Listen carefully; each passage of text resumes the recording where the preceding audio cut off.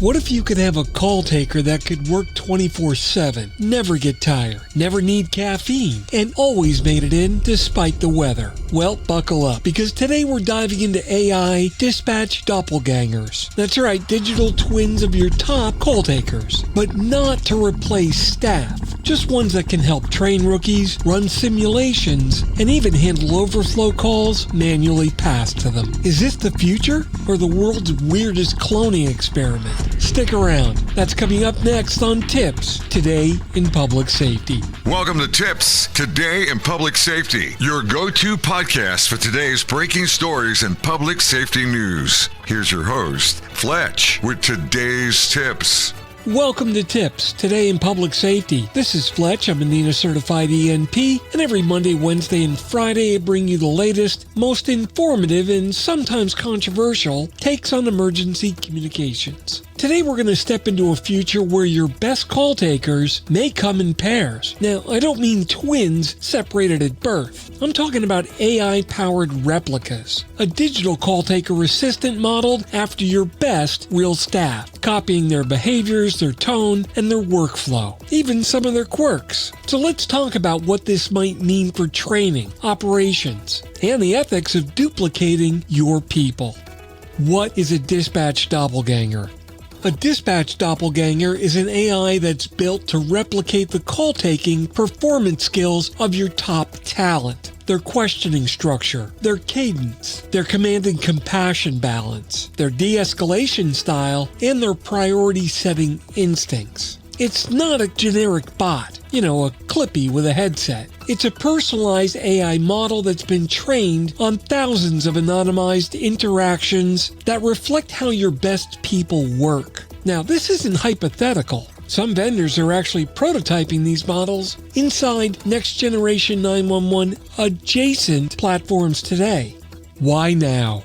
Well, this episode's a natural evolution of the path that we've been on recently. The AI crisis negotiation advisory tools, providing emotional analysis and advisor mode, AI translation tools, delivering real-time linguistic transformation, identity and authentication tools that help verify who or what is on the line. And now, AI agents able to operate in parallel with call takers. We've kind of cleared the runway. We've established that AI can translate, coach, help triage, and summarize, as well as route.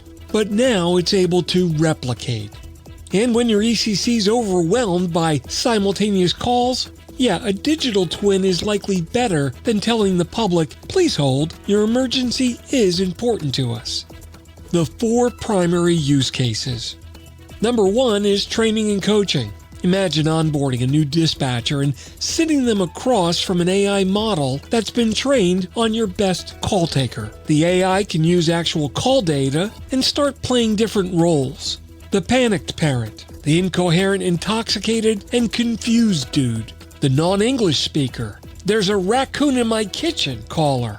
Then there's always the what times do the fireworks start at 8:30 at night on July 4th? And the weekly Friday night 10:01 p.m. call from Mrs. Starland at 46 Winslow Court, who's been, quote, a resident for 27 years, pays her taxes and your salary, and is just calling to remind you of the 10 p.m. noise ordinance and those damn kids next door playing their rock and roll music too loud.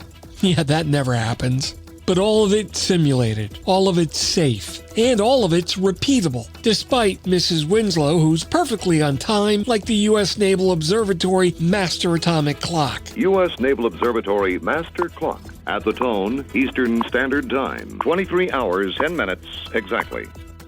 But most of all of this can be accomplished without pulling valuable senior staff off the floor. Next, we have real-world simulations. So, of course, your ECC wants to rehearse a realistic mass casualty drill. That's a lot of work. It normally means volunteers, horribly over-scripted lines delivered by people who act like it's a middle school play. "Oh, the trauma! I believe my leg is broken. Help me, please." But now, with a couple of keystrokes, you spin up 200 callers simultaneously with realistic stress, accents, background noise, dropped connections, right at the good part, and evolving conditions. It's no longer a static drill. It's become a full immersion ECC stress test. Third is overflow and peak traffic support. During storms, tornadoes, large events, or simple bad luck days, your agency will get call surges. None of them are planned, and you can't predict or staff for it. But a digital twin can at least help offload certain traffic automatically or traffic manually transferred to it. Things like non-emergency queries, duplicate reports that just need data confirmation,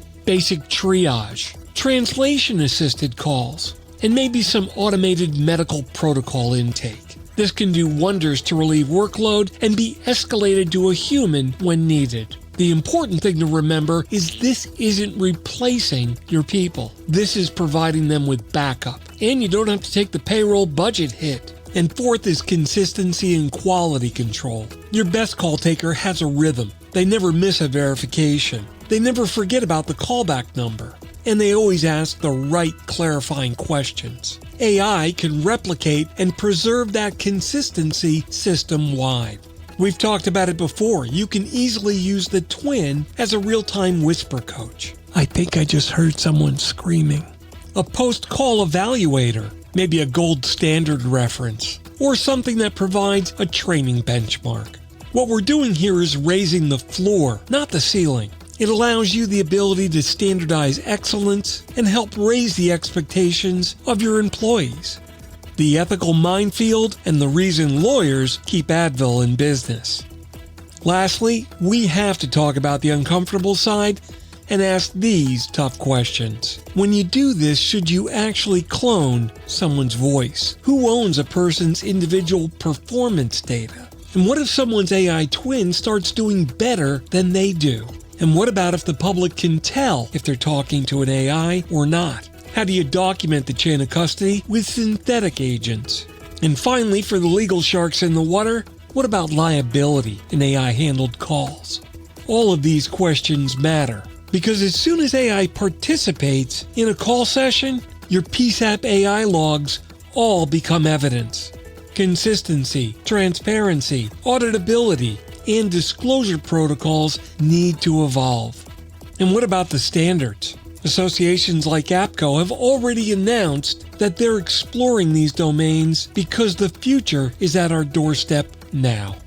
The big question: will AI replicas replace call takers? I don't think so. Not in our lifetime. Why? Well, mainly because AI can't make empathy-based judgment, read a human nuance the way a seasoned dispatcher can, handle chaos stacking, multiple evolving emergencies, carry the emotional weight of the bad calls. That's important too. And make the legal and moral discretionary decisions that a human can make. Now, what an AI can do is absorb the repetitive, the structure, and the high-volume noise so your humans can better focus on the difficult, the dangerous, and the life-critical situations. Humans should always run the ECC. AI should be the infrastructure behind it. AI dispatched doppelgangers aren't science fiction. They may not be the next logical step, but they will be a future step in NG911's evolution. It's very likely that they'll be training your newbies, stress testing your centers, providing support during your busiest hours, helping you analyze and make improvements to your workflows, and assist you in delivering a level of consistency you've probably never had before. But they're not going to replace your call takers. What they'll do is amplify them. Your best people will now have digital partners who never sleep, never quit, and never eat the last cookie that Dave's mother made for the entire team left in the break room. Come on, let's keep priorities straight. That wraps up today's episode of Tips Today in Public Safety. This is Fletch. Thanks so much for listening. For more updates and insights, remember to follow me on social media at Fletch911, and you can visit 911tips.com, where you'll find a complete archive of my previous episodes. My blogs are available online at fletch.tv. And don't forget, if you're just dying to put money in my pocket, my professional website is at fletch911.com. Stay safe. Thanks so much for listening. And if you're in public safety, thanks for what you do every single day. I'll catch you next time. Take care. You've been listening to Tips Today in Public Safety, your go-to podcast for today's breaking stories and public safety news. Hosted by Fletch and available every Monday, Wednesday, and Friday. Catch past episodes on 911tips.com. Be sure to like and subscribe, and remember to join us each week for the latest on NG911.